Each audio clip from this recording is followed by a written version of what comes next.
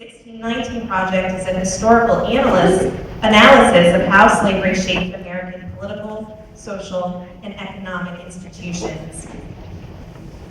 Since its publication, the 1619 Project has been strongly debated.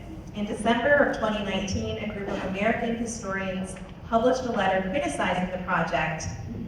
And while applauding the author, the spearheaded by the journalist Nikole Hannah-Jones, they applaud her attempt to unearth the central element of slavery and racism in American history, but they objected to its cynicism and displacement of historical understanding by ideology.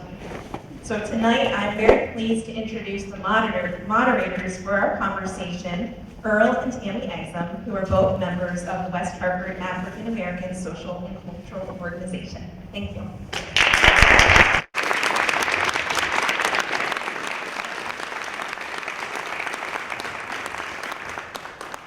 Thank you, Jennifer, and I want to thank the Noah Webster House and West Hartford Historical Society. This is the second year that we've collaborated on a Black History Month event, and they are just wonderful partners. I can't tell you how relatively easy it is to pull something off like this, but you have the members of WASCO who have helped with Kim Staley, Christine Johnson, who's not here, and Natalie Mendez, and many other members of West Hartford African American Social and Cultural Organization, but also working with Jennifer has just been wonderful. So you may know that we started off last year, our event had roughly 50 people, I think I'm rounding up a little bit there.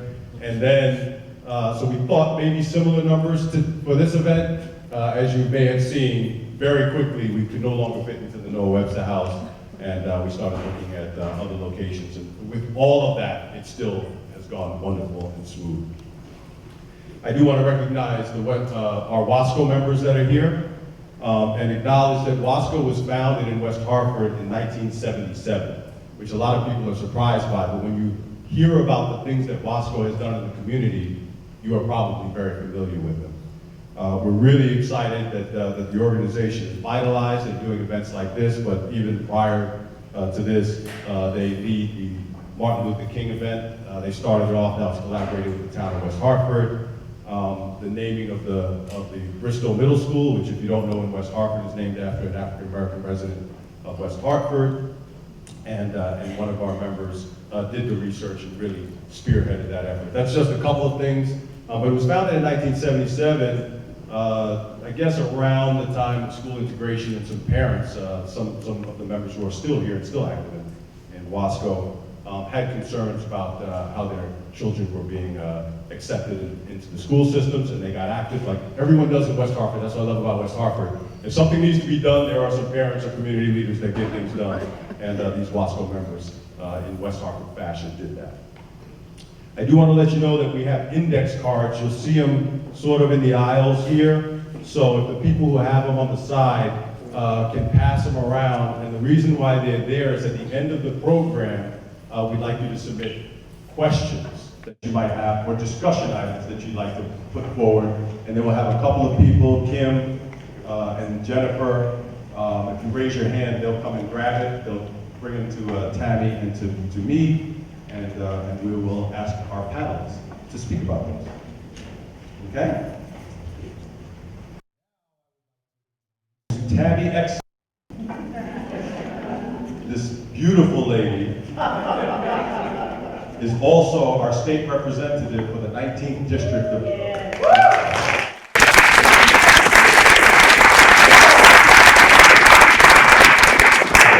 She represents some of the Avon Mountain area that includes West Hartford, parts of West Hartford, parts of Avon, and parts of Hartford. Okay? She's the mother of 3 children and has been very active in our community. We're keeping all of our bios short because otherwise I could use the whole program talking about Tammy Exum. And I'm the only one here tonight that should be calling her beautiful because she is also my wife. So now I'll introduce you to my husband, Earl Exum, and he is also the father of the same 3 sons. I was also really involved in the community. He's very involved with West Hartford Community TV, the Silent Hill Congregational Church, And he's also now the president of WASCO, and he's an aerospace executive at Pratt & Whitney, and I'm really proud to call him my husband. He has a deep love of history, and so this is kind of a perfect combination, having Earl be a part of this, and it's a joy to moderate with him. I've never done that before. But at this time, we're going to move forward, and I'd like to introduce you to the panelists that we have here. Earl, to start with. Yes, we're super excited to think of an event and then the 4 PhDs that are knowledgeable on the general subject matter that we're covering is just a delight. We're going to read short bios for them again. If I read everyone's bio, we need a whole program just for bios. But we'll read, Shannon and I will read short bios of each. So Dr. Benjamin Foster, Jr. Okay. Hey, there is a trivia thing I wanted to tell you. Every single person on this stage except for one has pretty deep roots out of the state of North Carolina. So maybe you should send them a message, and maybe you can try to figure out which person up here has no roots in North Carolina. So we'll tell you that at the end of the program, okay? All right. A public intellectual, Dr. Benjamin Foster Jr. is one of 30 individuals from throughout the nation who was presented the Distinguished Service Award by the 400 Years African American History Commission. Dr. Foster currently serves as an adjunct professor of African American Studies at Central Connecticut State University. In addition, he is the convener, Institute Cross-Cultural Awareness and Transformative Education, LLC.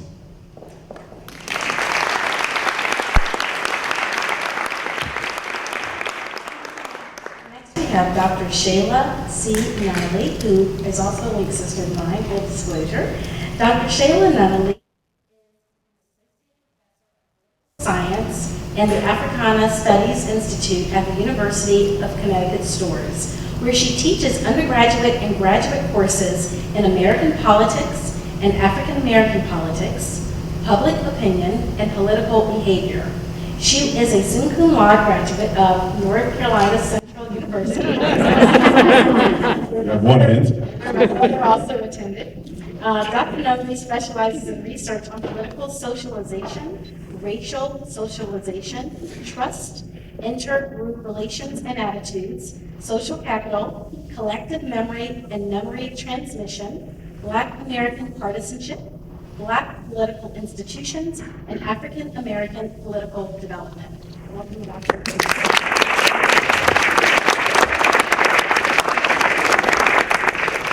Next, we have Dr. Brian Sench. Dr. Sench is Professor of English and Chair of the Department of English and Modern Languages at the University of Hartford. He has authored more than a dozen articles on 19th century American and African American literature and has edited 2 books, The Guide for Teachers, accompanying the most recent edition of the Norton Anthology of African American Literature, and the first scholarly edition of William Anderson and Walter Schuyler's 1894 novel, Appointed. He is finishing a book titled, Published by Himself, Self-Publication in 19th Century African American Literature.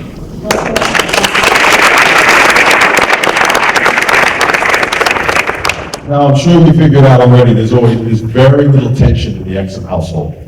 However, there was when Tammy and I both wanted to introduce our next panel. Her name is Dr. Tracy Wilson, and the reason is Dr. Tracy Wilson was our oldest son's high school history teacher who taught him in the class called American History from the African American Perspective, which I was excited that he took that class. And Tracy has recommended wonderful books to me, of which one I'm just completing right now called Truths by Jill Laporte, which I had surgery recently, and I was staying up till 4 o'clock in the morning. I could not put this book down. It's a wonderful, wonderful book. But Dr. Tracy Wilson is the town historian of West Hartford and co-director of the Witness Stone's West Hartford Project. She taught history in the West Hartford Public Schools for over 35 years, including a course on local history at Conard High School. Dr. Wilson is the author of the recently published book, Life in West Hartford, a compilation of articles on the history of the town. Dr. Wilson earned a BA and MA degrees from Trinity College and her PhD in history from Brown University. Welcome.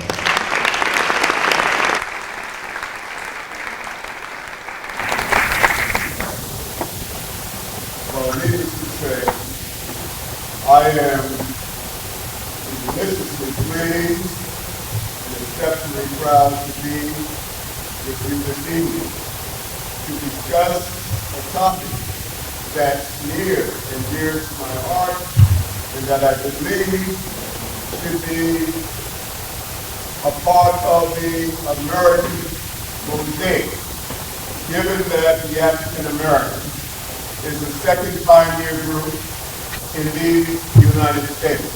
So let's start there. Let me take it this way. One August afternoon, to be exact, August 25th, 1619, 20 armed Africans, chained, bound in chains, sailed into Fort Cumming, now known as Hampton, Virginia, aboard the White Line, the slavery of the White Line. It is my contention, and many other historians, that America actually began at that point in time. Why? Because the Virginia colony was struggling. Almost, many contend, ready to collapse. They were trying to make a living from tobacco. These West Africans, who were excellent agrarians, brought skills of planting and harvesting with them. In a few years, we would see the Virginia colony prospering. We would see the Virginia colony selling tobacco like it was gold. I start with that point of reference because oftentimes when we talk about African American history, we fail to realize that it is both individual and collective.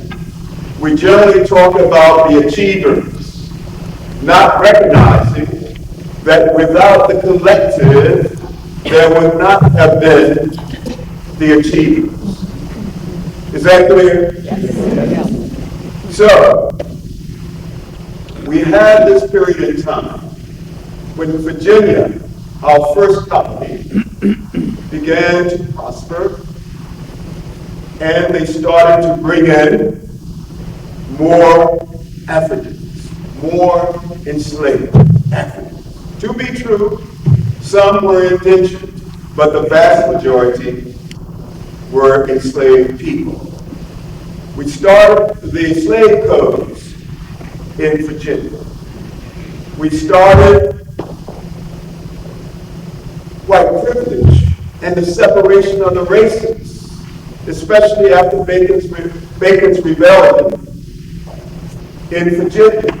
And so Virginia shaped the race problem that we're still contending with in 2020.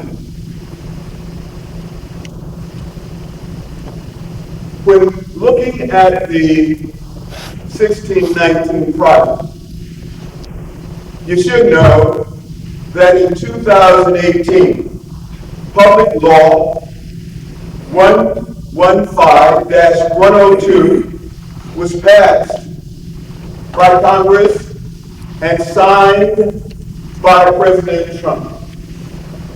It was led by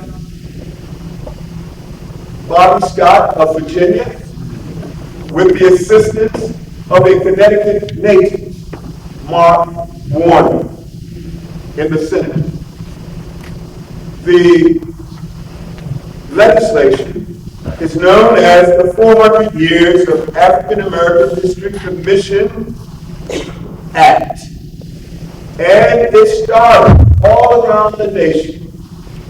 People of goodwill, African Americans, whites, Latinos, all kinds of people joining together to commemorate the 400 years of African American history.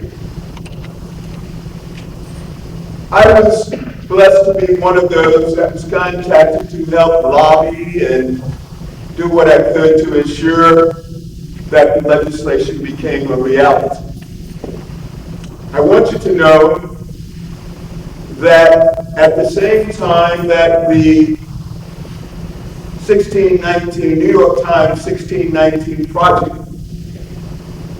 was released, people from throughout the nation and the world gathered in Hampton, Virginia that weekend. And it was a marvelous exchange of goodwill and hope for the future. But we all recognized that without the free labor, that America would not be what America is today. We all recognize that the wealth gap that we have today is grossly unfair. We all recognize that the health gap is grossly unfair. We all recognize that the struggle for quality education ought to have been over by now. We all recognize what the writers and poets are saying in the various articles and writings of the 1619 project. If you read all of the articles and the poems, you will hear John Brown, you will hear William Lloyd Garrison, you will hear Frederick Douglass, you will hear Harriet Tubman, you will hear the musicians, the theologians, and more importantly, you will hear the children, and you will hear the naked truth that many do not wish to discuss.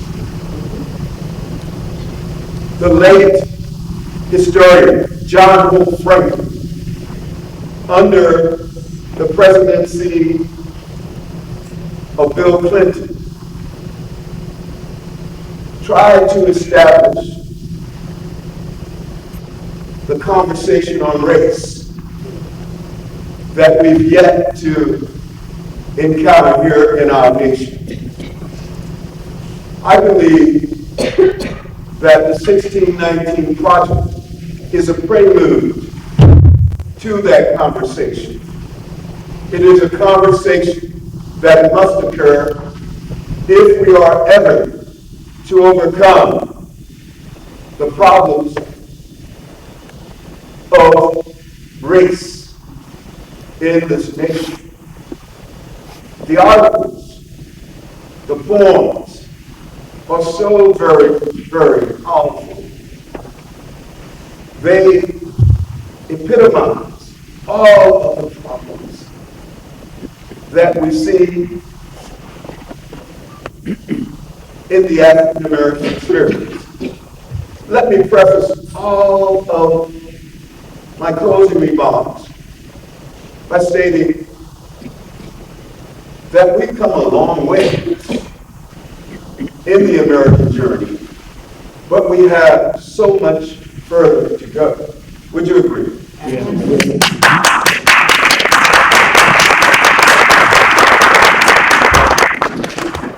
I hear Dr. King saying, America, be true to your promise. When I look at the articles and look at them carefully, I see why slavery is not taught or is mistaught in our schools. It's a very incisive article. You can't teach what you don't know. And the vast majority of our teachers have not had courses in African American history. I know I once was a principal. I once was a district coordinator of social studies, so I know of which I speak.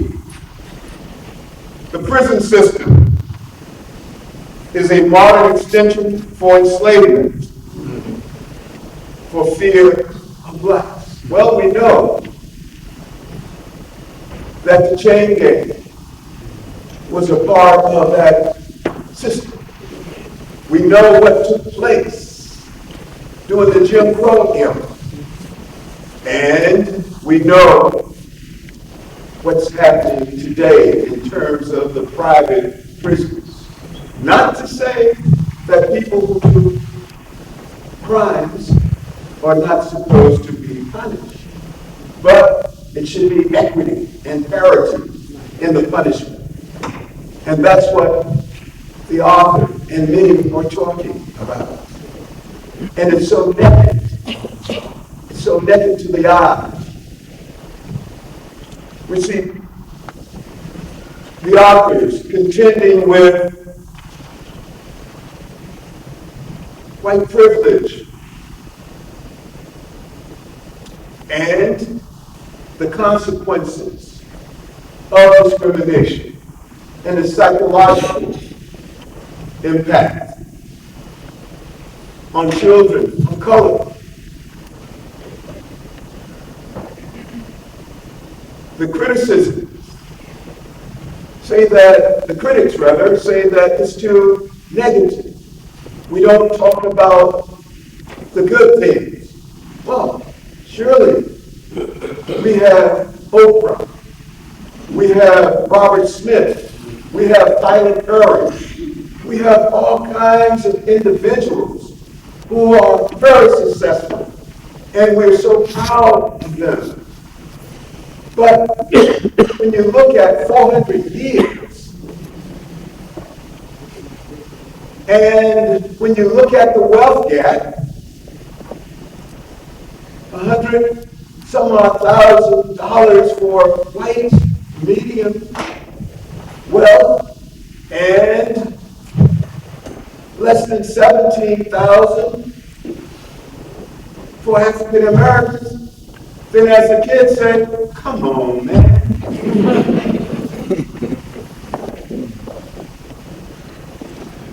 The project in and of itself has begun a conversation that needs to be,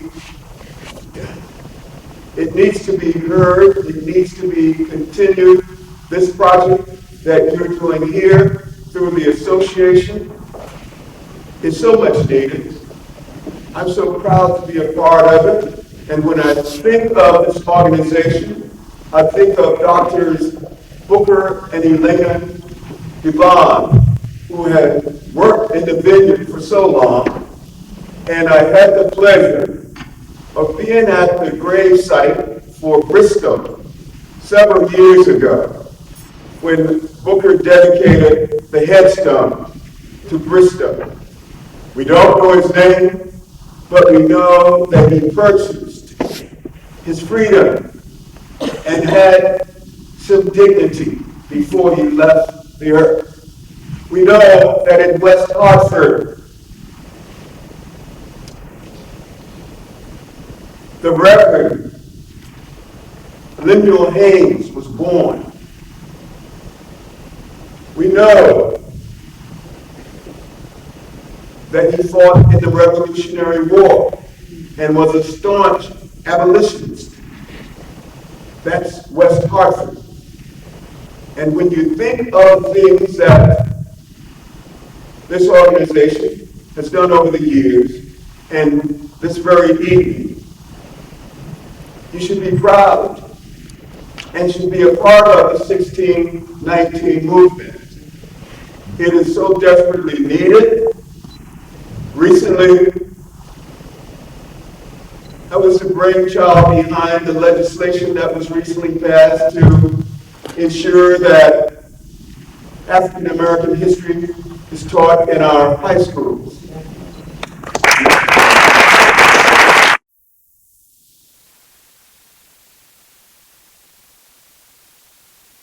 Representative Bobby Gibson and Senator Doug McCormick and others. And many of you were there and helped to lobby for that legislation. I want to thank you. And with that, I'm going to sit down and listen to the others and entertain any questions that you may have. But again, I thank you for allowing me to be a part of this magnificent evening.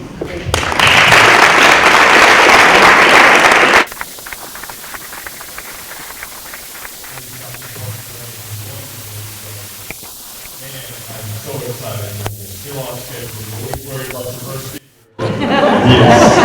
He has absolutely set the benchmark for the rest of the speakers to give us wonderful and inspirational words within the time allotted. And so now we will have Dr. Shayla Nunn.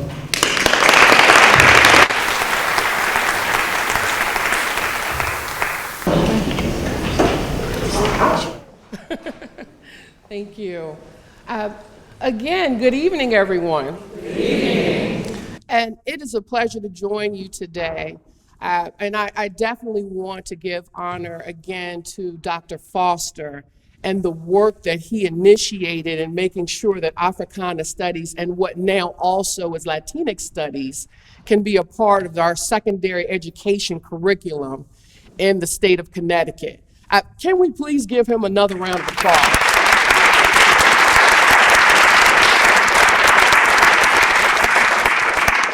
Because this is also why he was honored at Point Comfort, or what had been formerly Point Comfort, Virginia, because of the work that he did in that legislation. But I think that this also dovetails quite well with what I think is important about our conversation today. And that is, as we have that mandate in making accessible Africana studies and Latinx studies, that information, that history, knowledge about culture, all should be public. And this is the point, that for so long, this information had not been public for everyone to know. And thusly, having public history and conversations about this history is why we have the 1619 Project. And as I am a professor of political science and Africana studies, it amazes me that in 2020, how people understand what is the beginning of the United States is far removed from what actually was the beginning of the United States. And so this is why, even what it means, and Dr. Foster, you highlight Dr. Carter G. Woodson as being one of our foremost historians in our understanding what is Black history, and also even conceiving what was Black History Week in 1926 and what has become Black History Month with President Gerald Ford, right? But also with his publication in 1933, that there was a miseducation of the Negro, as he called it. And it is because what we find historically is that what were the contributions of Black Americans had been written out of history.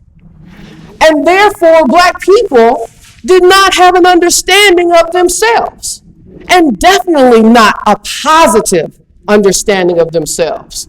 So that miseducation was what Dr. Woodson felt should be corrected and what should be re-socialized. And hence, the study of Black history is what he offered to us as far as how we can have a corrective measure.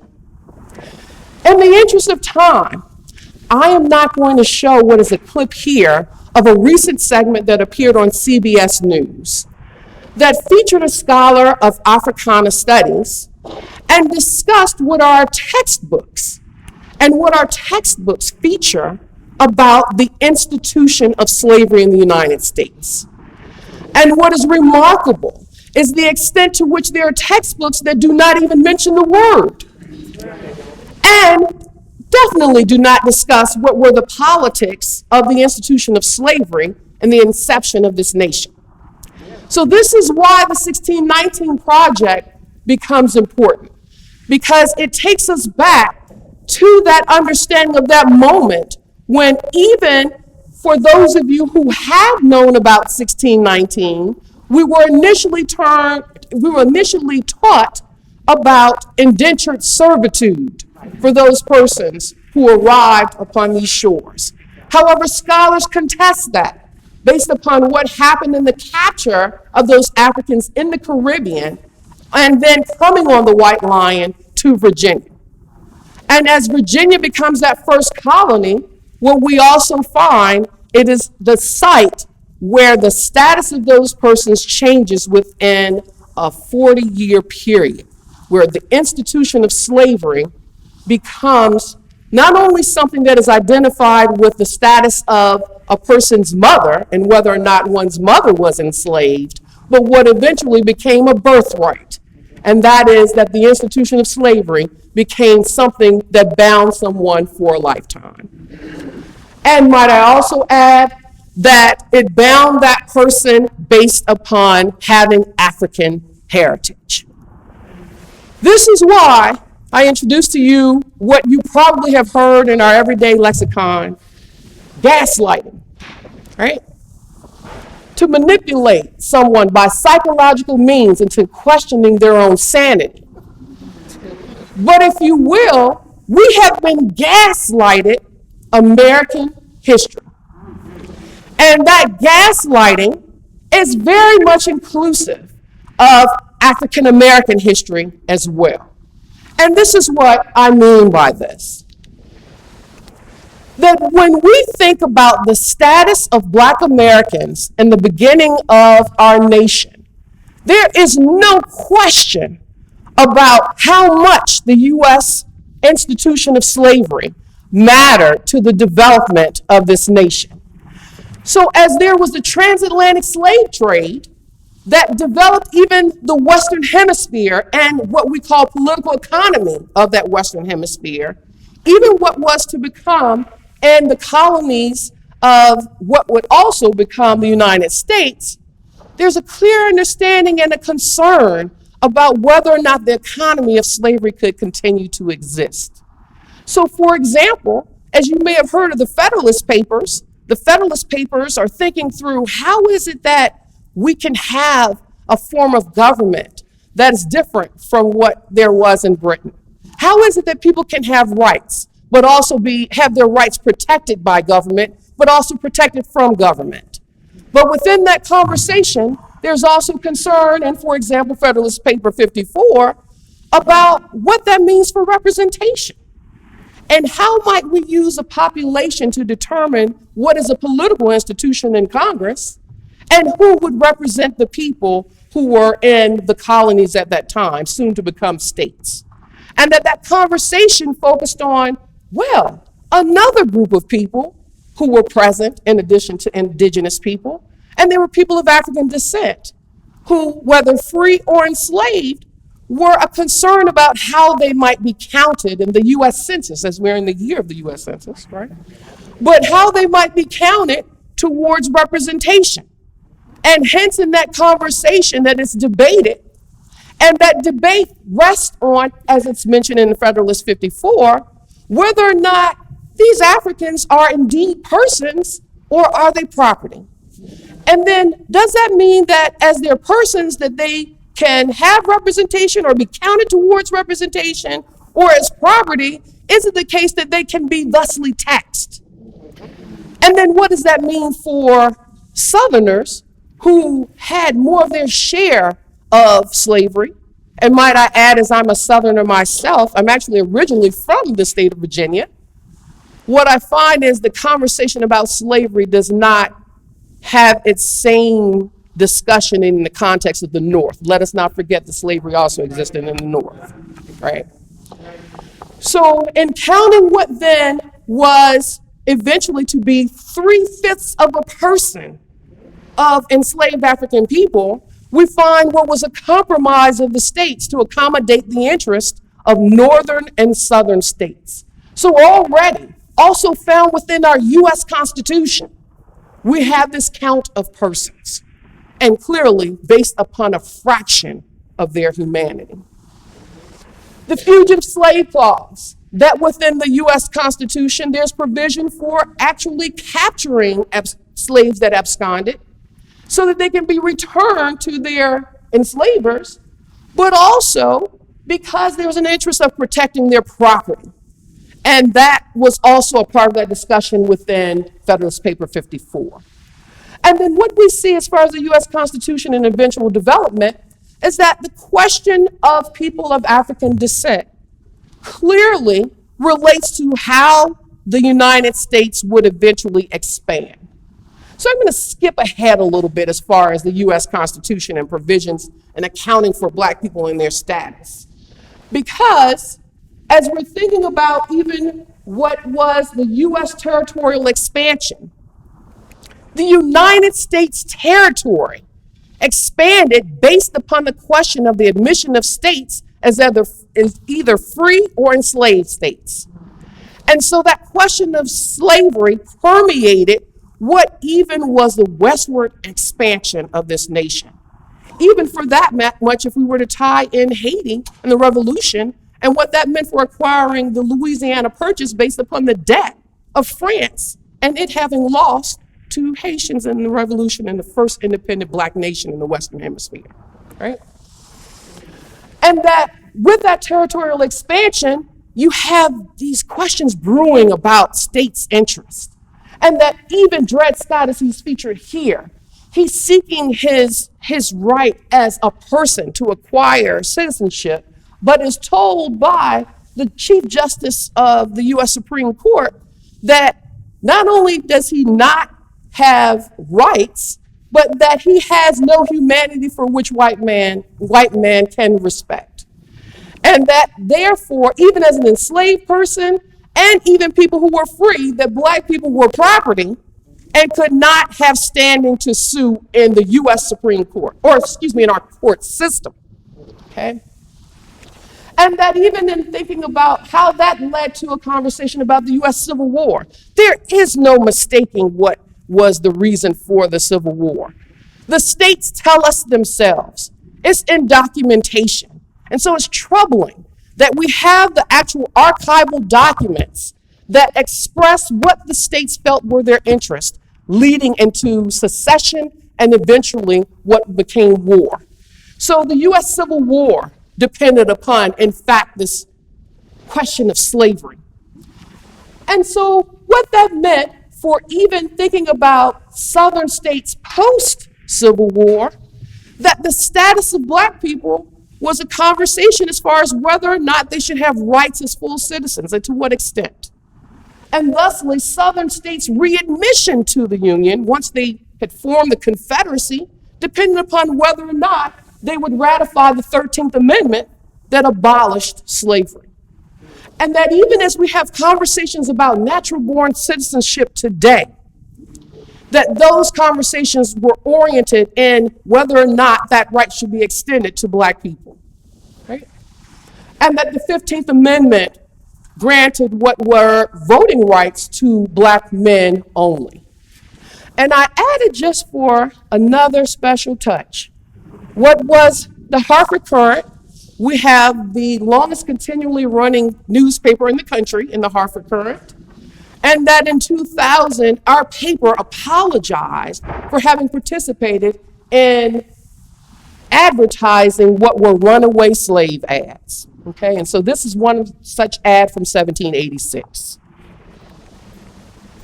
So as we are having this conversation, we'll see that when we ask Americans about what were the main causes of the war, that there's still more people who are willing to say states' rights than slavery, which is troubling because the states' rights that were clearly expressed by way of the documentation that I shared with you were premised upon the right to have slavery, right? We'll move forward. And so even what this question meant as far as Black people and what would be their status in society during what was Reconstruction era and post the 15th Amendment and granting the franchise to Black men, we see that there's a concern about to what extent black men would participate in politics. What was a connection between a particular political party that was associated with the president that felt that slavery should be abolished, and that was President Abraham Lincoln, who was pretty much the father of the Republican Party. And as that connection built between black Americans and being Republican, we also find that black American men were the balance of power in what had become the South. That meant that as there was a division between whites on what would be the best course for the South post-Civil War, that because black men were most likely to support the Republican Party, they in effect decided what were the elections. And that balance of power was what was a major concern of Southerners who were trying to rebuild the South. And hence, what was a compromise of 1877? That was a compromise based upon a presidential election between a Republican, Rutherford B. Hayes, and a Democrat, Samuel Tilden, that Hayes decided he would break the tie that he had with Tilden by appealing to Southern Congress members who could break that tie and remove troops from the South who were there to protect what were the rights that black Americans acquired after the Civil War. And so as that compromise was fulfilled, we find that the rights of black men were soon then removed, and disfranchisement in various ways occurred, whether through white primaries, where only whites could participate in primaries to determine who would be the candidates running in general elections, grandfather clauses that only persons who had grandfathers who voted could participate, thusly barring black Americans who were formerly enslaved who did not have grandfathers with that status. And then interestingly, what was a push to develop what was the solid South by changing the state constitutions to include what were poll taxes and other measures to disfranchise black voters. So we have states, once again, deciding based upon black people how they would change what would be the course of their politics of the South. And so between literacy tests, what was intimidation against black Americans voting, and also outright racial terror through lynchings, we find that there was a pointed effort to make sure that black Americans could not participate in politics because they held power as black voters. And might I also draw your attention to something else? Because as I'm speaking about black voters, I'm speaking about black men as voters. You have women, white women and black women, who are concerned about whether or not women can vote. There was a debate even whether or not black men should have access to the franchise before white women. And as both white women and black women were fighting for their right to vote, in which, by the way, we're in the centennial year of the 19th Amendment, which provided for access to the franchise for women, you find that there was even segregation in that movement. That, for example, as I am also a member of Delta Sigma Theta Sorority Incorporated, that our founders were the only black women who were marching in this suffrage, but also who were forced to go to the back, according to what was Southern custom in Washington, D.C. So acknowledging these conversations of even what the suffrage meant becomes important, which thusly taking us to the civil rights movement. And what was the extension of public access to accommodations by way of the Civil Rights Act of 1964, what also eventually changed what was the alignment of what had been a Democratic Party, a solid Democratic Party South, because President Lyndon Baines Johnson supported the Civil Rights Act of 1964, you have white Southerners bolting out of the party and thusly becoming Republican. And that race and the civil rights movement and black people having access to the franchise, and importantly, public accommodations precipitated that. And even what that meant for leading to the Voting Rights Act of 1965 that was supposed to support and reinstill what were those rights that had been infringed. I know that I'm at that time whereby I should be concluding.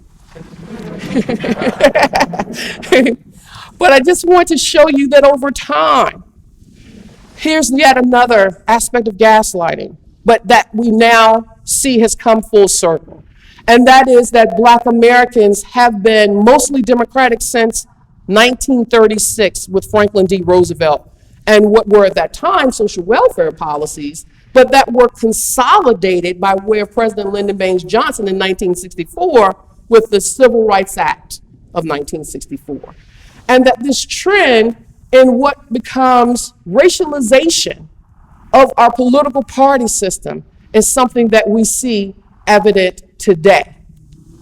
And that increasingly we have seen that whites have become more Republican, and that this also affects our contemporary politics and what was targeting in our even 2016 presidential election.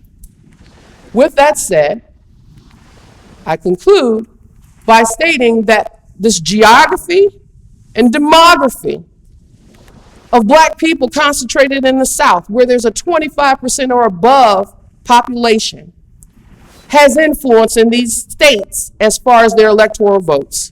And it is why we also see that the Democratic Party has now embraced what had long been the case of Black Americans being the base of the Democratic Party, what now also we have identified more specifically as being Black women. I'll stop right here.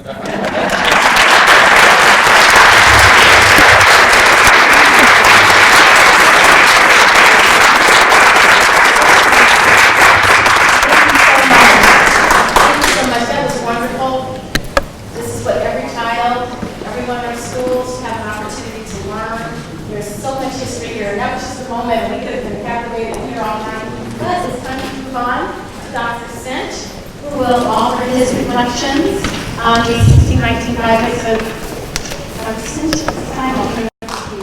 Thank you.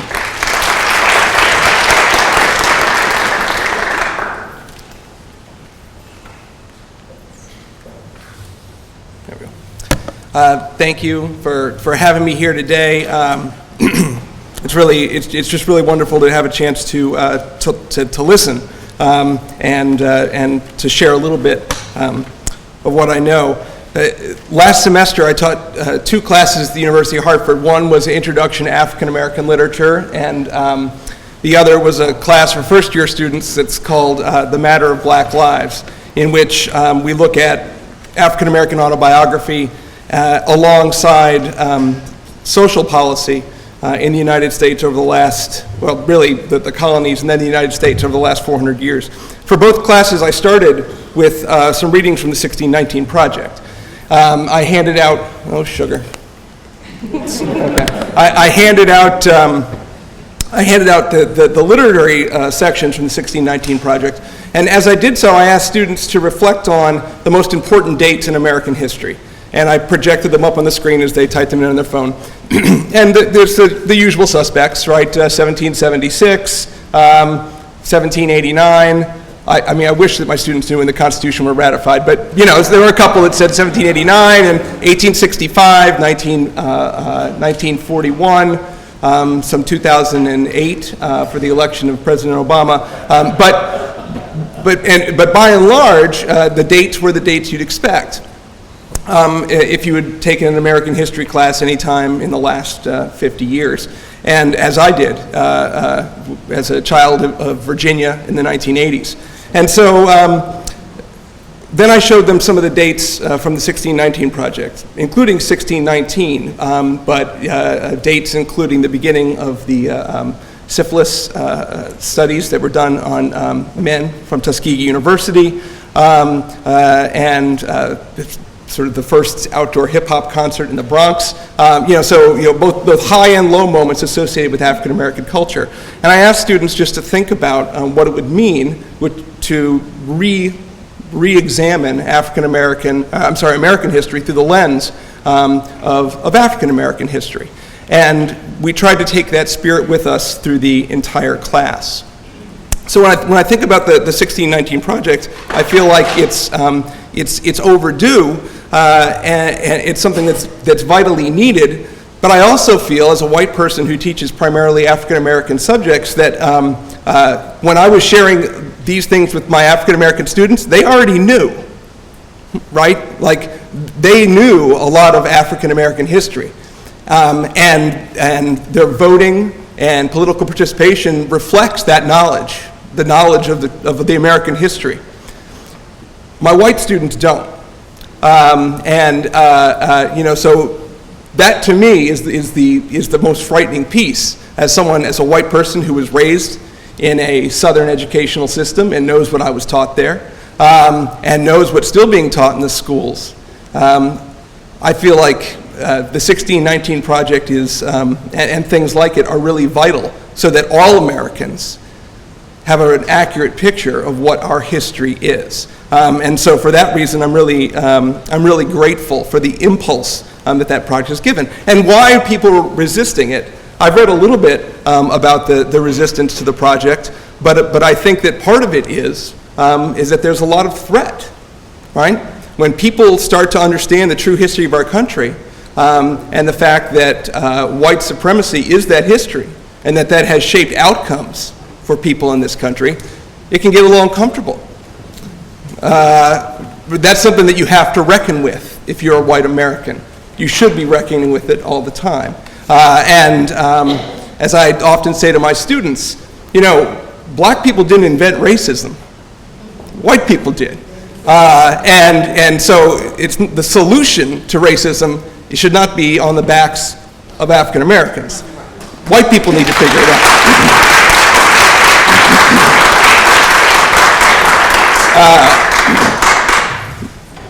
Not that I have figured it out. But to the extent I've been able to understand how my own life has been influenced by white supremacy and the structural inequalities that are born of white privilege, I really can thank thousands of people who wrote, who shared or told their stories, the many librarians, most of them African American women, scholars and family members who preserved, cataloged, copied, and reprinted those stories, so that now we actually have a really robust archive of American stories from the 19th century. And those are the things that I study as a scholar. So my reactions to the project led me to think about some of the men and women that I research. And I think that the impulse behind the project has been there for a very long time in the African American community. All right, people have been writing about American history from an African American point of view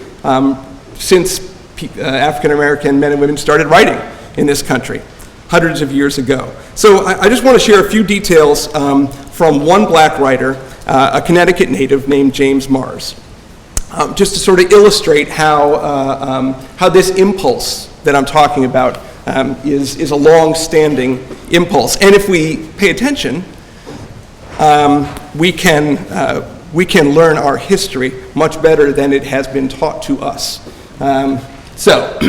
James Mars was born in 1790 in Litchfield, Connecticut. His mother had been enslaved in Virginia and was transported north by her enslaver, where she married and then gave birth to James Mars. Because his mother was enslaved, he was too at birth in the state of Connecticut. There had been a law passed in 1784 in Connecticut, a gradual emancipation law, which meant that Mars would be able to claim his freedom at the age of 25, but until then, he was treated as property. Mars eventually got his freedom at age 21. His parents indentured him with a white man named Munger in Litchfield County, and he eventually negotiated his freedom at the age of 21. And then he came to Hartford in the 1830s. And these are just the Connecticut rivers over there. Let's see if I got a little pointer. Okay. That was the wrong button. Okay, the Connecticut River's over there. So James Mars is living and working in Hartford. He's worshiping at the Congregational Church, which is pastored by James W.C. Pennington, a very famous minister who many of you might have heard of. He's working right up at a dry goods store on Albany Avenue. And he's very active in the church, and he's active politically as well. So, the Connecticut State Temperance and Moral Society meets in September of 1840, and James Mars is a deacon in the church, and he says, we should go to the legislature in 1841 and petition the legislature to change the state constitution so there is no voting restriction, so that all men can vote, irrespective of race. In 1842, James Mars did just that. On the floor of the legislature, he presented a petition that the Constitution be amended as to allow people of color to vote, referred to a select committee. You can guess what happened there. However, there was a minority report from the select committee, and I know that this is a lot of words to throw at you. I'm addicted to 19th century newspapers, and I want to throw it all up there. In the minority report, we see the Declaration of Independence coming back, right? Those words that you can't avoid when you're thinking about American and African American history. Some people could read that accurately. The committee in the minority says, the Declaration of Independence of the United States reads, we believe all men are created equal. That's a really big boulder to try to get around if you're trying to deny folks the franchise. And it reads on from there to say that the franchise should be extended to all men in Connecticut. It was not. Mars petitioned the legislature for 3 consecutive years and then gave up. Really impressive that he had that much will, knowing, as he must have, what kind of result he was most likely going to face. He moves to Pittsfield, Massachusetts, and by the late 1850s, his wife has passed away, his children have moved away, and his sister, who is in Liberia, wrote to him and said, could you please tell our family story for me? So James Mars wrote down his family story as best as he could remember it, his own story. And then other people said, well, we'd like a copy too. So he took it to Case and Lockwood in Hartford and published the book.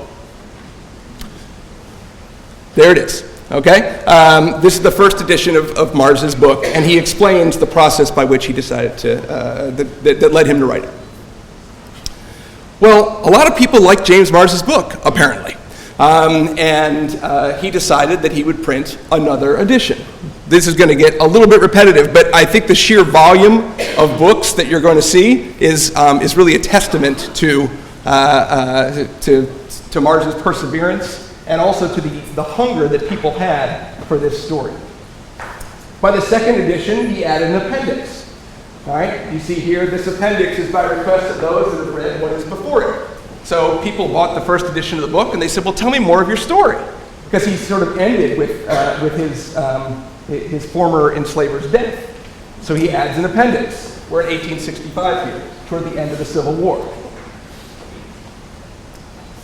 The next edition, Mars adds a little bit more.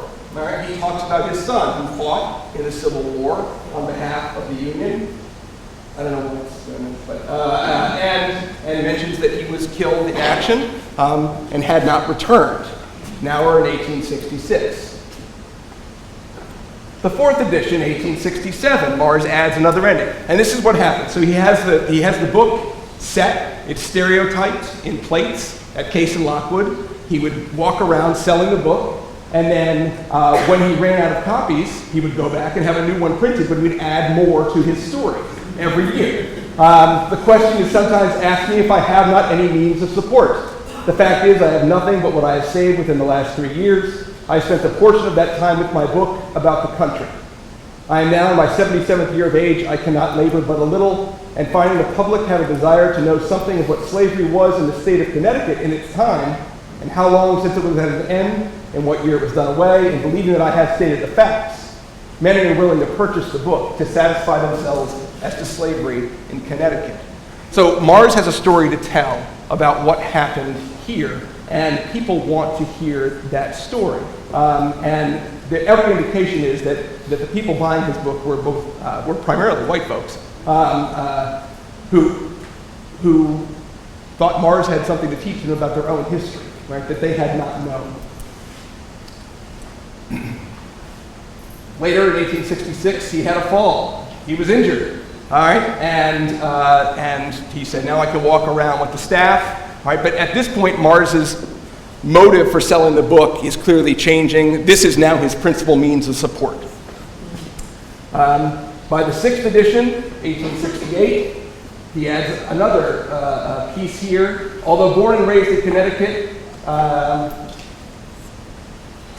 it has been my privilege to vote at 5 presidential elections. He mentions this because the 15th Amendment had not yet been passed. He could not vote in Connecticut still. But he had, as a resident of Massachusetts, voted in 5 presidential elections. Connecticut, at the bottom here. I love thy name, but not thy restrictions. I think the time is not far distant when the colored man will have his rights in Connecticut, writes Mars. So now he's clearly advocating for the franchise, and he's sharing a history. And those two things are going together, right? Like, Mars is making the connection for us. The history of slavery in Connecticut is tied to the removal of the franchise. And sort of knowing the one thing leads him to believe that in the future, the franchise might be extended to all men in the state. 7th edition, no changes, finally. Right, and 8th, I've seen the 9th, it's down at UVA, but they wouldn't let me take pictures. I haven't seen the 10th edition yet, but I have every reason to believe it looks a lot like the first 9, and nor have I seen the 11th. So here we are to the 12th edition. This one, he celebrates the fact that he does indeed now have a franchise. Yes, Connecticut, the time has come when the colored man has the right to be with you at the polls. I think that we will vote on the right side. I've lived to see slavery done away in the United States and the colored man allowed to be a man in Connecticut. So, it's just clearly voting was something that Mars felt was absolutely necessary to his sort of like full realization of self. And to claim that right as a citizen was obviously precious to him.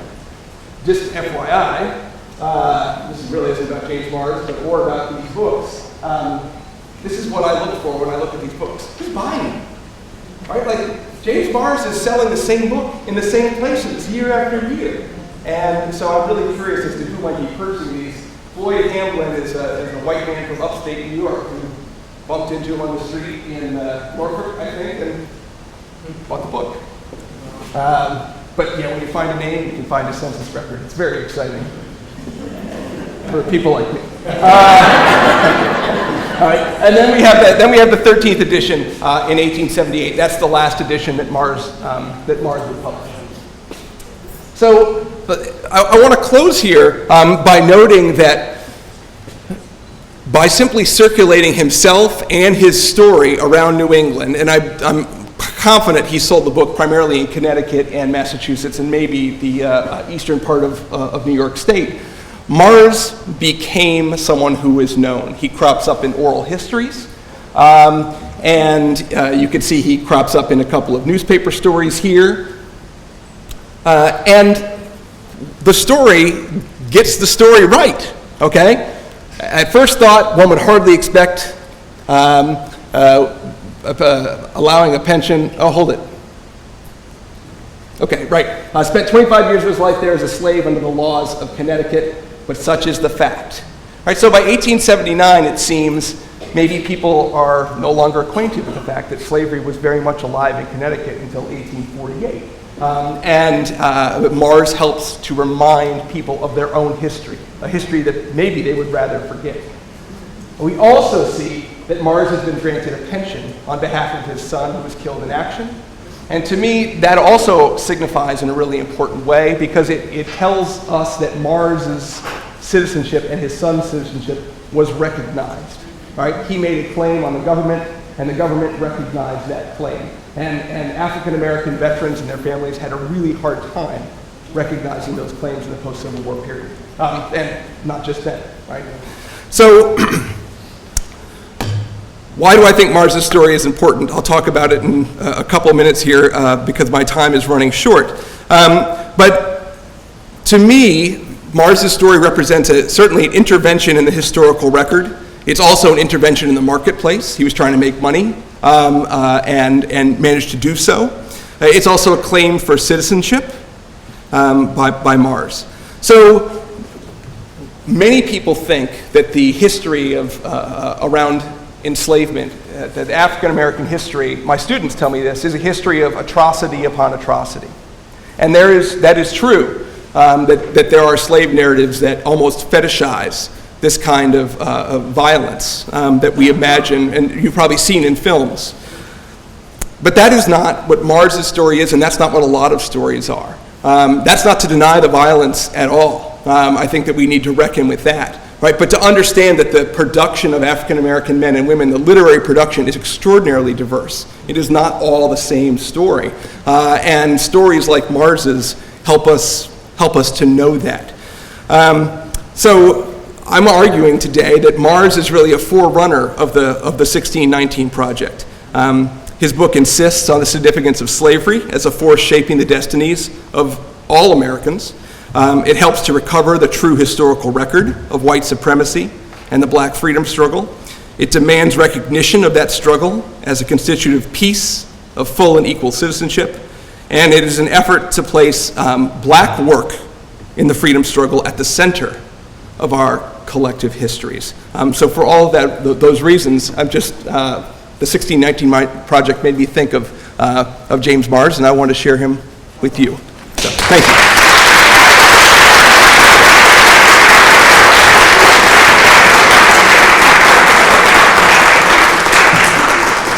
That was wonderful. You're like me, the reason why you signed up is to learn a lot tonight. I feel like I should leave with some type of certification. I'm more educated now than I was when I arrived. And that's even before Tracy Wilson speaks. I don't want to put any pressure on Tracy, but having been a high school teacher of my son, and she is a bit of a legend in my mind. So I listen to those things. Thank you, Earl. And thank you, Tammy and Wasco, for putting this panel together, and thank you to the Noah Webster House for bringing us all here. I really feel honored to be part of this panel and to talk a little bit about what we're doing in West Hartford and how the historical project we're working on in West Hartford, I think, could also be seen as part of the 1619 project. So, let's see. So I would say in West Hartford, we have the 1693 project. And the 1693 project, I believe, starts because this is our first mention of slavery in the West Division of Hartford. And it came with the building of this dam and the first sawmill and grist mill in town in the late 1670s.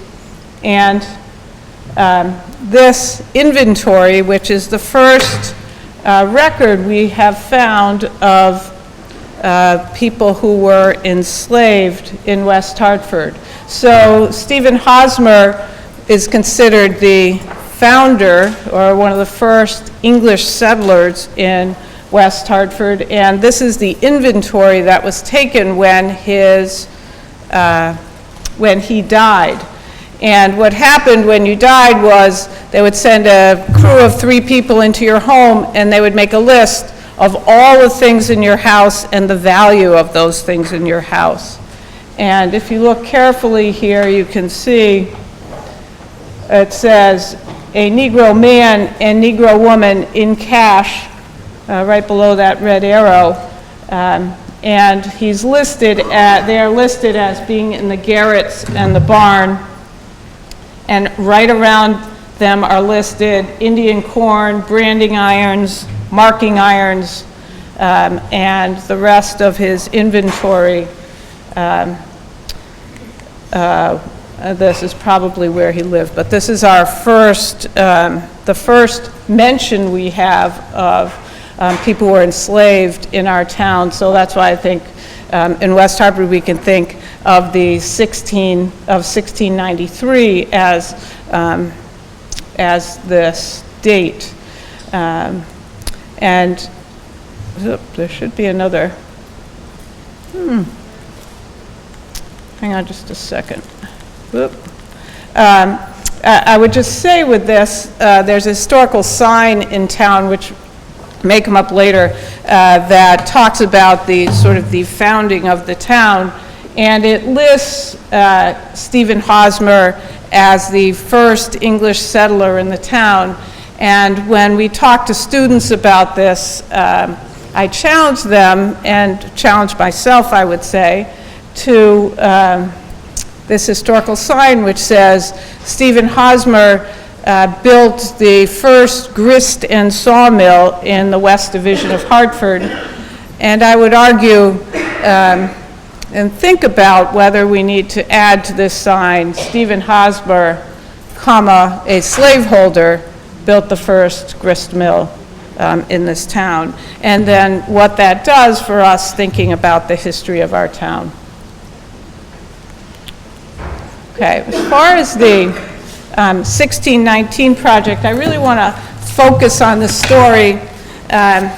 And I'm not sure how many of you have looked at this, the sort of, there's the magazine, but then there's another piece which is, we've got to tell the unvarnished truth, and it's really a piece, I think, more for teachers and students. And in it appears this story of a woman named Mumbet, which is really quite a story. And as many of you have, I've read the magazine, and I've also read a lot of the criticism of this story, which of the whole project, which I think has been just interesting. How people have attacked this project, which has brought so much conversation and so much interest. But this woman, Mumbet, lived in southwestern Massachusetts, and she sued for her freedom. I'm just going to read the story as they tell it in the 1619 project. In the wake of the Revolutionary War, African Americans took their cause to state houses and courthouses where they vigorously fought for their freedom and the abolition of slavery. Elizabeth Freeman, better known as Mumbet, had an enslaved woman in Massachusetts whose husband died fighting during the Revolutionary War, was one such visionary. The new Massachusetts Constitution of 1780 stated that all men are born free and equal and have certain natural, essential, and unalienable rights, among which may be reckoned the right of enjoying and defending their lives and liberties. Arguing that slavery violated this sentiment, Bet sued for her freedom and won. After the ruling, Bet changed her name to Elizabeth Freeman to signify her new status. Her precedent-setting case helped to effectively bring an end to slavery in Massachusetts. This is an amazing story. But there's also a Connecticut part, a West Hartford part to this story. And so her case was called Brom and Bet versus Ashley, brought in 1781. As the story goes, she was enslaved by a man, Colonel Ashley, and he was a political figure in southwestern Mass, and she was listening to what was going on at the dinner table and heard the words of this Massachusetts Constitution. And she knew that one of the men at the table was a man named Theodore Sedgwick. And Theodore Sedgwick she knew of as an abolitionist, or at that point he would have been called an anti-slavery man, and went to him to ask if she could sue for her freedom. And he took on her case, but knew that the words said, all men are created equal, so they added this man, Brom, to the case to make sure that she was covered. Theodore Sedgwick was actually born in West Hartford, And he moved at some point to Great Barrington, and he was actually the cousin of a man named Stephen Sedgwick. And this is an escape, as you showed before, from the Connecticut Current, this one from 1774. And you can see the name on the bottom of Stephen Sedgwick. So in the same family, you have a man who is acting, or who is the lawyer from Mumbet, helping to free her in Massachusetts. Here is his cousin in West Hartford who's trying to recover an enslaved man who has escaped from slavery. I mean, this is really complicated stuff, right? This is, and I think the complicated nature of this makes it really interesting to students, and makes it, gives this, for us here in West Hartford, it gives the story of Mumbet, gives it a bigger context. Theodore Sedgwick goes on to be an elected representative to Congress, then a senator, U.S. senator, then the head of the Supreme Court in Massachusetts for the rest of his life. And Mumbet actually works for Sedgwick and also works as a nurse and midwife in Great Barrington area in Massachusetts. But I think adding this part of the story, what it appears here is a really great start to the story, but if we can add this local piece, I think it tells us more about the complexity of these relationships.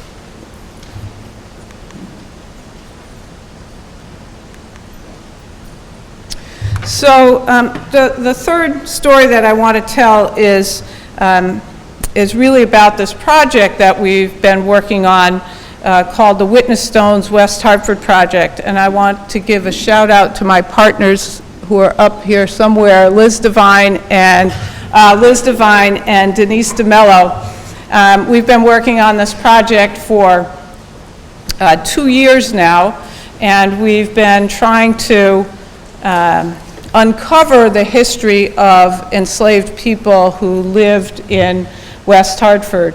And so we're really trying to get, we really have 4 parts to our project. One is we're doing research to uncover the stories of people who were enslaved in West Hartford. We're doing professional development with teachers. We are working with students and teachers in the classroom, and then we have a public piece where we're placing stones in the ground to honor and remember people who were enslaved. And it's really part of, as others have said, part of a bigger movement. Teaching Tolerance has been talking about teaching hard history for quite a few years now.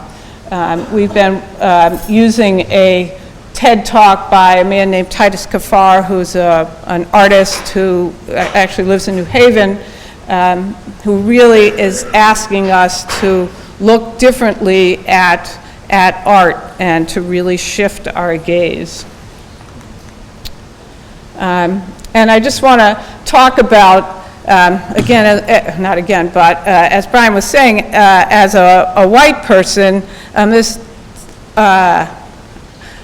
a lot of times I put myself out there and I'm thinking, I get myself in positions where things get difficult. So I had this chance to be on Maria Hinojosa's In the Thick national podcast.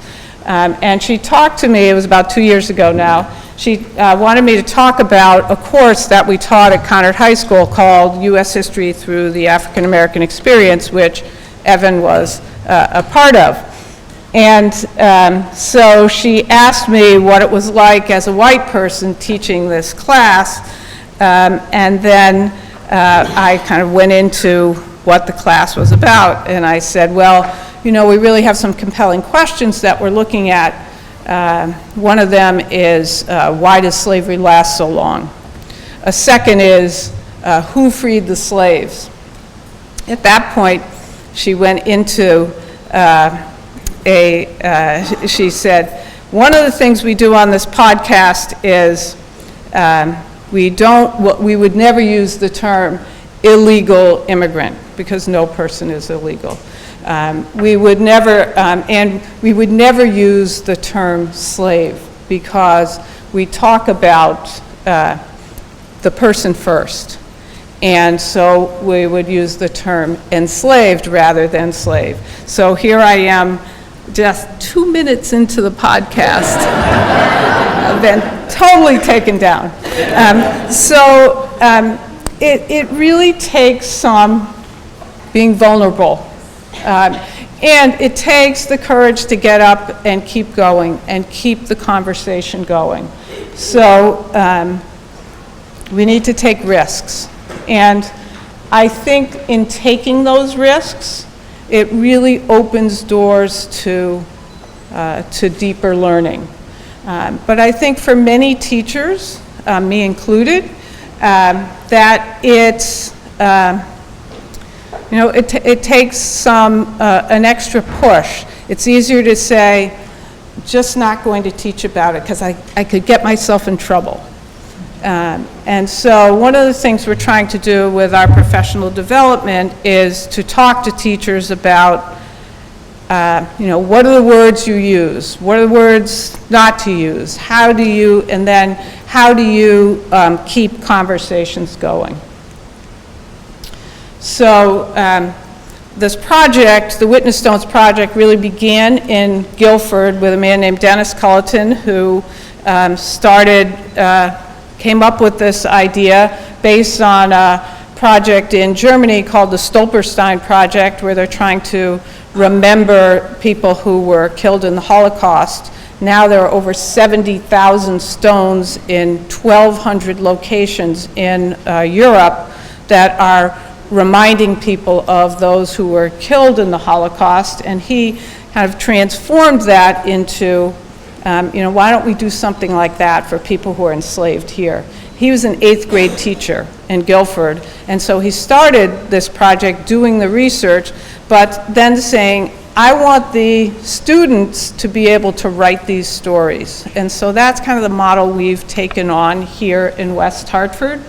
And so at this point, we have installed 12 stones in our Old Center Cemetery, and if you look sort of straight on, you can see the side of a gravestone, which is Bristow's gravestone. So they're sort of surrounding, here's Bristow's gravestone also. So they're surrounding Bristow's gravestone. One of the other things that we're trying to do is to give students the tools to have these conversations. So how did enslaved people retain their humanity and resist slavery? How did slaveholders dehumanize the people they enslaved? How did slaveholders profit from the people they enslaved? And what role did the government and church policies play in maintaining and dismantling slavery? And this last question, I think Shayla, you talked about that with the newspaper, that the newspaper is, by printing these runaway ads, is able to help to keep this system in place. And so with these questions, the students get the tools to be able to, I would argue, not just use them to analyze and investigate slavery, but then to take them on to talk about the civil rights movement and to talk about the labor movement. So a good, compelling question should be able to do that. So when we go into the classes and students are looking at the primary sources, they are able to use these questions to do their investigations.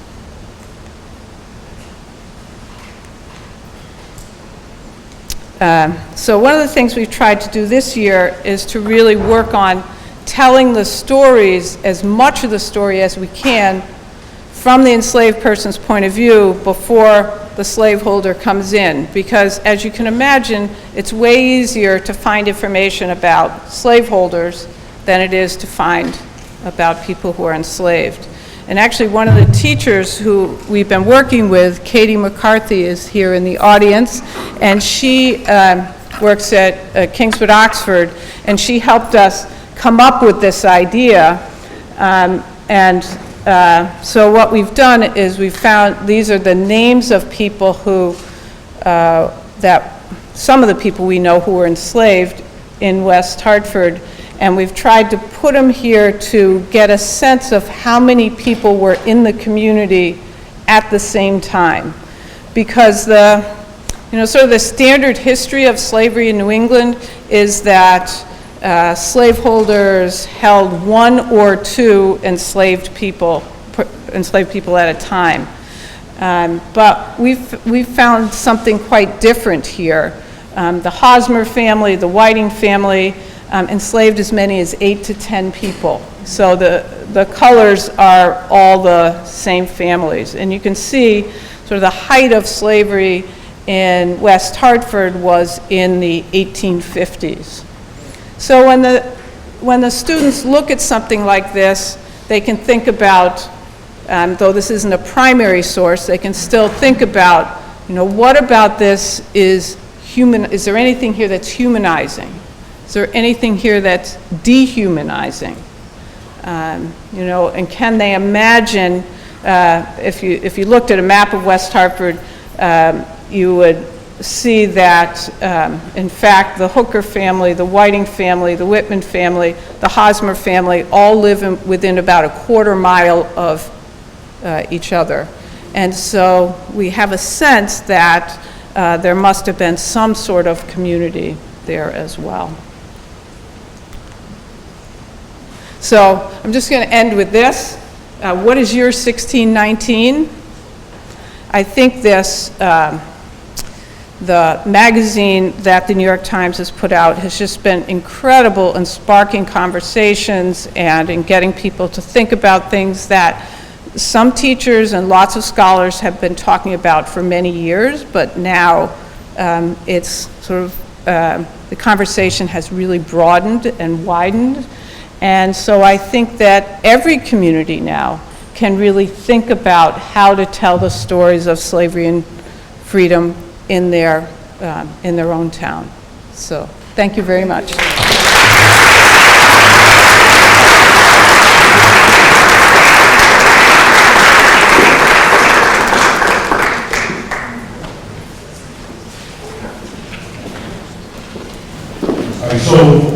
First, I can't be more thrilled with these presentations. I mean, when you envision something like this, you're an amateur historian like I, it's just a thrill to have 4 quality perspectives that were shared with us this evening. So now, I just want to remind people we're going to collect the cards now. Kim is walking around, so if you raise your hand and let her know that you have a card, we'll be happy to take that. I do also want to tell people that there should be a table. We're going to have Bill Pickens here, man at a table on your way out if you want to sign up to be on the distribution list for WASCO or our regular meetings, events like this. And then we are working on a Facebook page, so if you have your email address or contact information, we can then let you know that we have a Facebook page if you want to follow along some of the activities that are going on.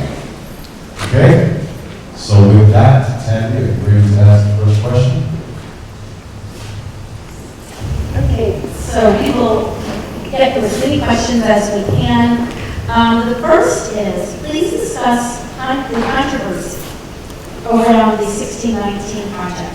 What are the criticisms? Does anyone want to jump in?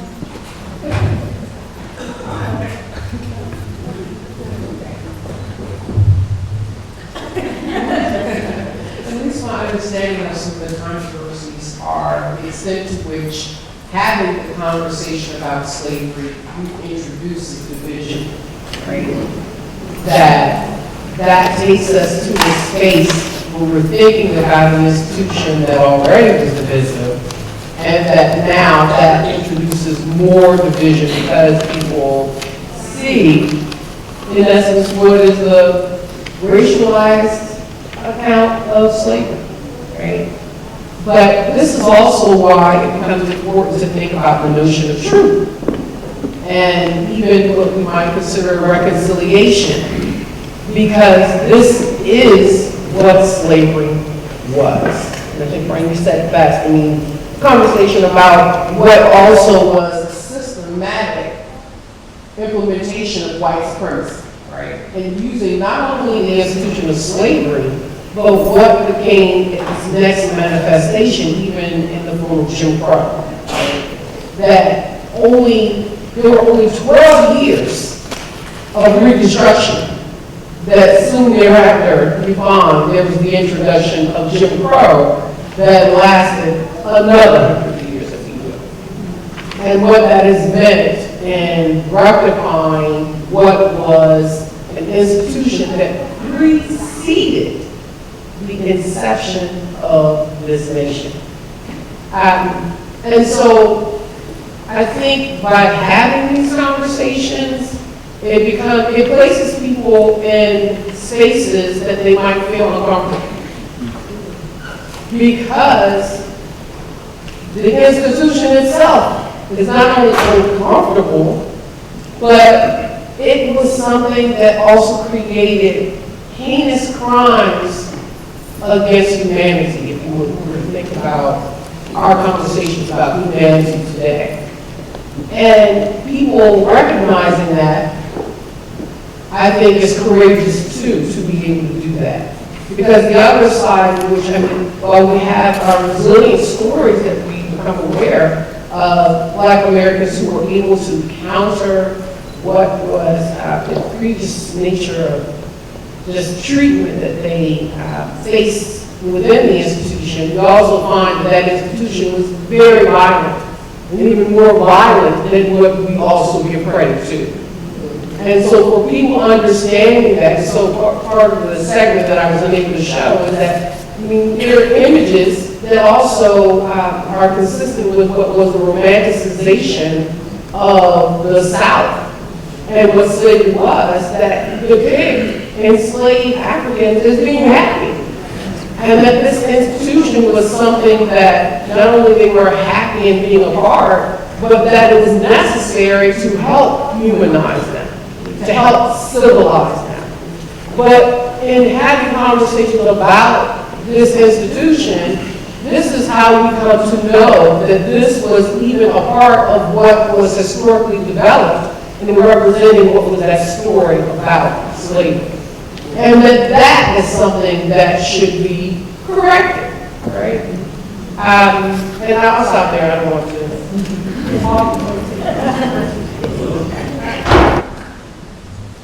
I think some of the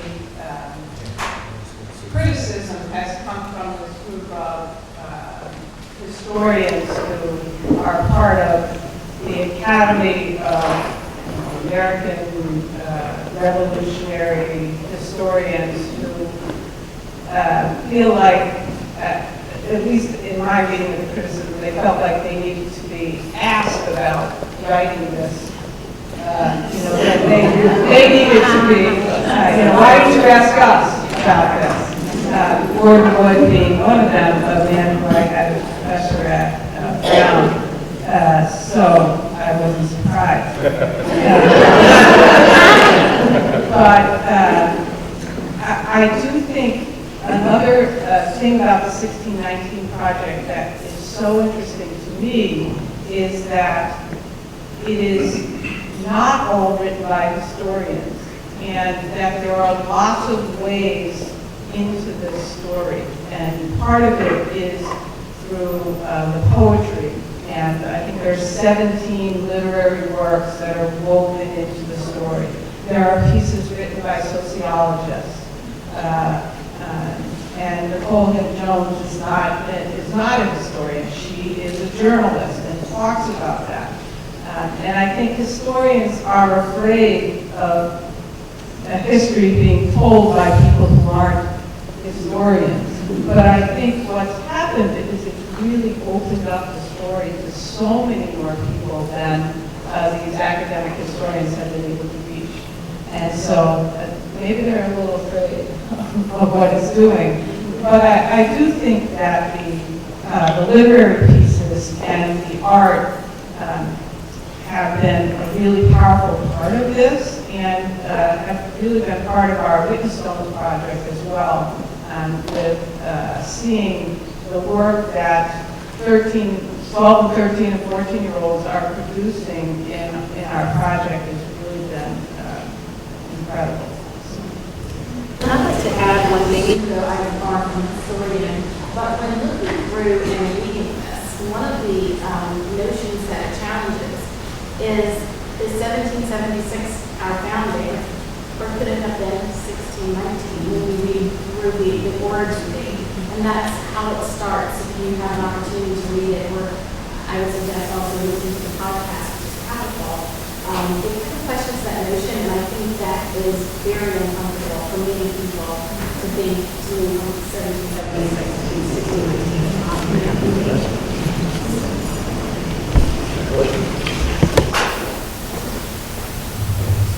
All right, and I will say that if you need your email address, I do have the link to the 100 or so pages electronically, so if you can look it up on the internet, I have a quick link to get to it should you want to read it. The next question comes from an amateur historian like I can tell. It reads, 1619 project accurate, question mark? Africans came to the shores of what is now the United States in 1519 with Juan Ponce de Leon, not sold into slavery. If emphasis is on America, why discount Africans who arrived on these shores prior to 1619?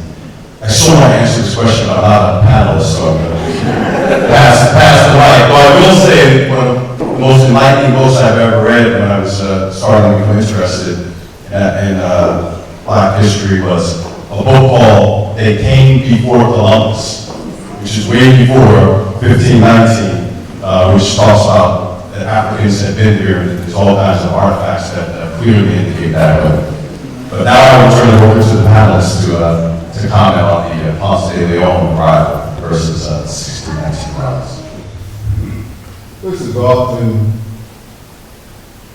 a point of discussion, especially among African Americans and blacks of the diaspora. And I think what is failed to be recognized is that when we speak of 1619, we are speaking about America, America proper, and the nation that became the United States. And that's the difference in terms of recognizing whether or not there were other Africans here before those who came in 1619. You correctly identified the work that came before Columbus. But in the whole effort to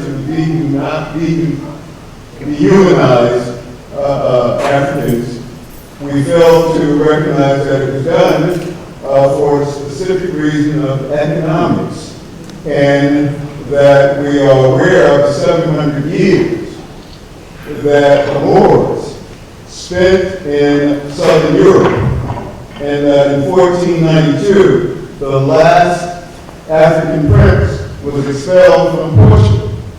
Portugal was the first European nation to enter into West Africa and start the slave trade.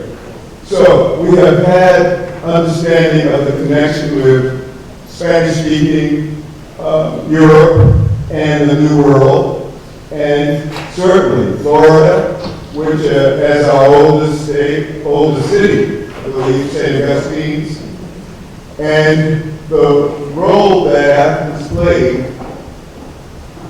in exploring the western part of the nation, what became the West. This question was asked by many of the individuals who were participating in the effort to get the legislation passed that I alluded to previously. And we intend to ensure that part of our history is taught. But we're specifically focusing on English-speaking America. There's no doubt about that. You mentioned earlier about the role that was played not only for the Africans in 1619, but if we wanted to call the father of the nation Christmas Adams, that might be something we want to think about too, because he was the first to give his life in what became known as the American Revolution that occurred March 5th, 1770. So we're focusing on those individuals that are now known as African Americans. Thank you. Any other comments? The next question is, why do people have compassion for all other atrocities towards other races, however not for blacks, who suffered slavery and their descendants? Why are they against paying reparations to American descendants of slavery? Can you repeat it? Oh, you can't hear me? Thanks. Okay. Why do people have compassion for all other atrocities toward other races, however not for blacks, who suffered slavery and their descendants? Why are they against paying reparations to American descendants of slavery? I would say hands down, anti-blackness. Say that, anti-blackness. Right? That this is also something that Carter G. Woodson alludes to in his writing, right? What it means to be a Negro, what as that nomenclature was used at the time, but that how society received a person of that ancestry, including even W.E. Du Bois, right, who writes about this in Souls of Black Folk, right?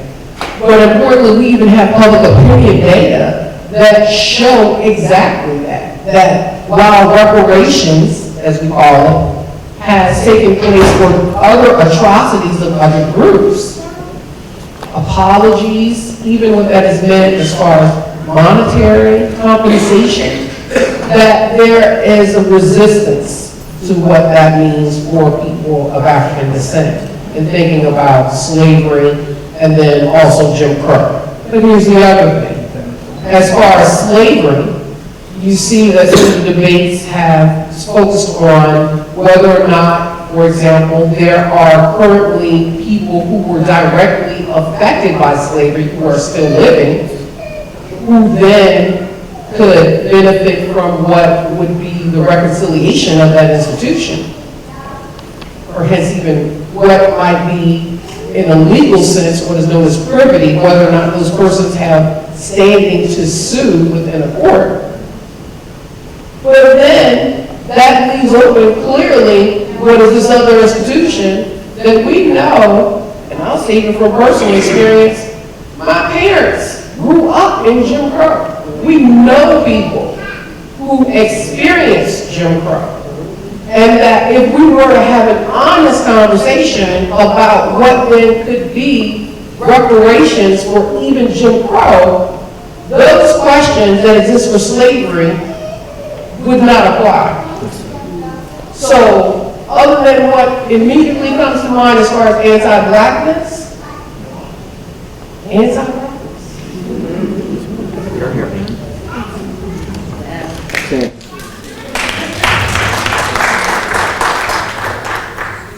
All right, so for a local question, it says James Mars lived in Little Negro Town, quote, Little Negro Town, end quote, in Hartford. Talk about the history of Hartford as a residential area.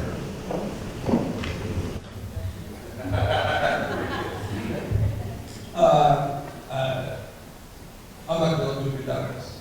I'm letting you know, and I don't say that to demean the question at all. But that my focus is, as a scholar, is on certain individuals as opposed to who wrote and published their own autobiographies. And so my knowledge of the African-American community in Hartford is woefully inadequate compared to, I'm sure, my fellow panelists. All I will say is that Mars was obviously connected with Pennington's church and was active in a community that was focused on the mentoring of youth. He was active in the school around Pennington's church, was active in agitating for rights, as we see with the petition to the convention, and was also active in a court case in the 1830s against a man named Rufus Bullock from Georgia, who had tried to reclaim a woman he enslaved, and he left her in Connecticut, returned to Georgia, and then tried to reclaim her as property. And that case went all the way to the Supreme Court and was decided in Nancy Jackson's favor. That was the woman who had been enslaved. So we see Mars being active in all of these arenas, and what that tells me, and I'm guessing that somebody else has a lot more to say about this, is that there is a ferment of which Mars was an active part, but only a part. And we see, one of the reasons I think the 1619 Project is so great is Hannah-Jones' essay, which she talks about the fact that Black Americans are the most committed to group-focused action. Whereas white folks will, sort of say, well, I've got my money, gross generalization, I've got my money, and so I'm going to focus on my own interests. Hannah-Jones points this out, and we see it throughout American history. African Americans consistently behaved in ways that oriented toward the benefit of the entire community, and we certainly see that with Mars. But as far as the specifics of that, I don't know about that. And I think this will be our last question. Unfortunately, this time has gone so quickly. Why did not Virginians George Washington and Thomas Jefferson exercise the courage of their convictions and free their slaves during their lifetimes? A significant failure that could have sent a meaningful message. Okay, I'm holding the microphone, so I'll share this. I think that they did exercise their convictions. I think that's what we need to remember. I was at Monticello about 4 years ago. I hadn't been since I was a young person. And I went on a tour called Slavery at Monticello. And my folks still live in Virginia.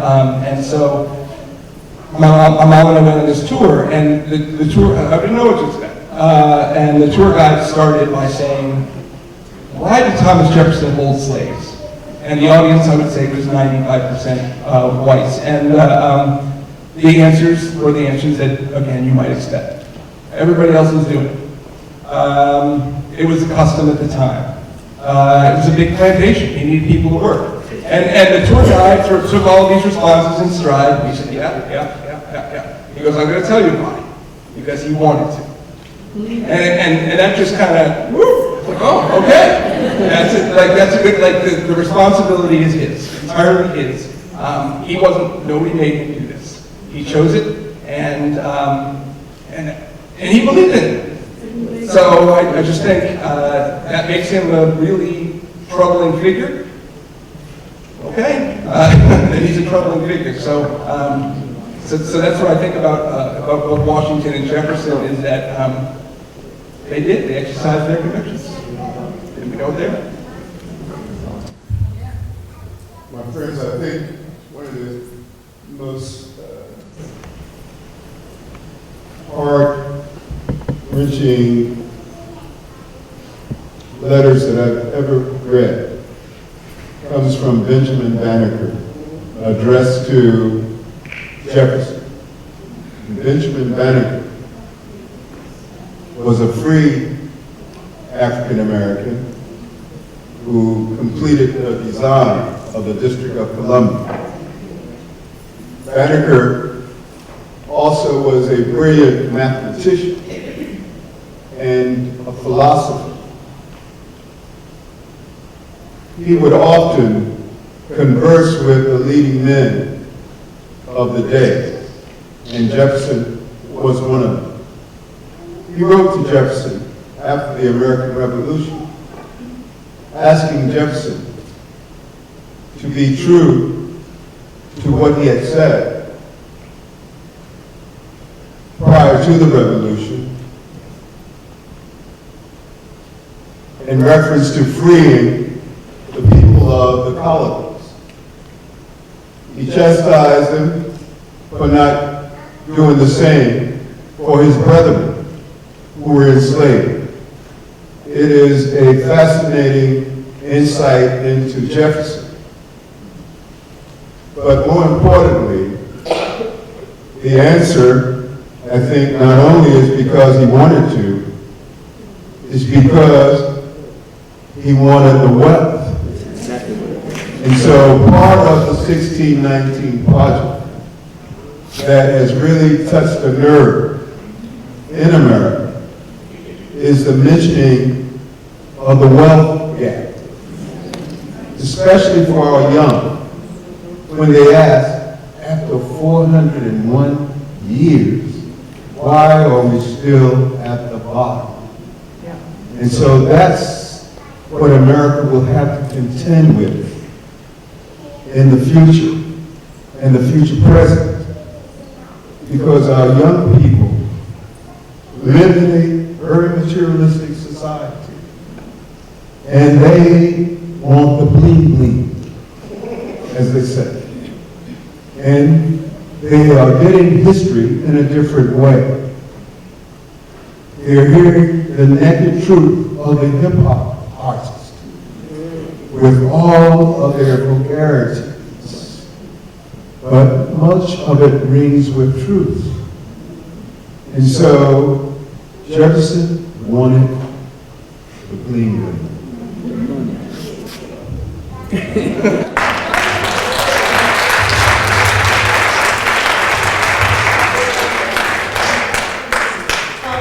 Thank you so much. This is a conversation that clearly could go on and on. There's so much to this project. I have been listening to some of the podcasts, which I really like, because the backdrop is listening to the water, and then you hear some of the different essays. It talks about us being people born in the water, which is a part of the beginning of the story.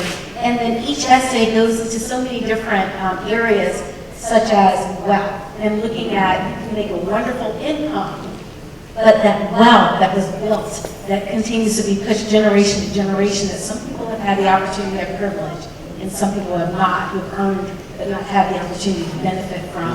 And it goes into these really interesting essays. So not only to read it, but to experience it in so many different ways as author. I really encourage you to look this up. But thank you so much for being here this evening. Earl and I are going to, he's going to kind of do a wrap up here. Thank each of you for being such wonderful panelists, for educating us so much.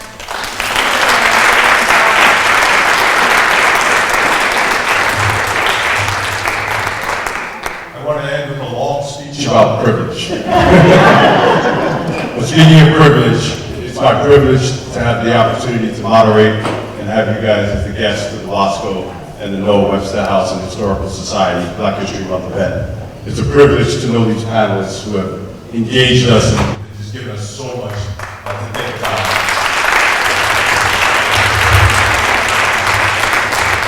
It's a privilege to do this at Watkinson School, and finally a privilege to do this with my state representative and my wife, Ted. Thank you again for coming. It's been a wonderful experience.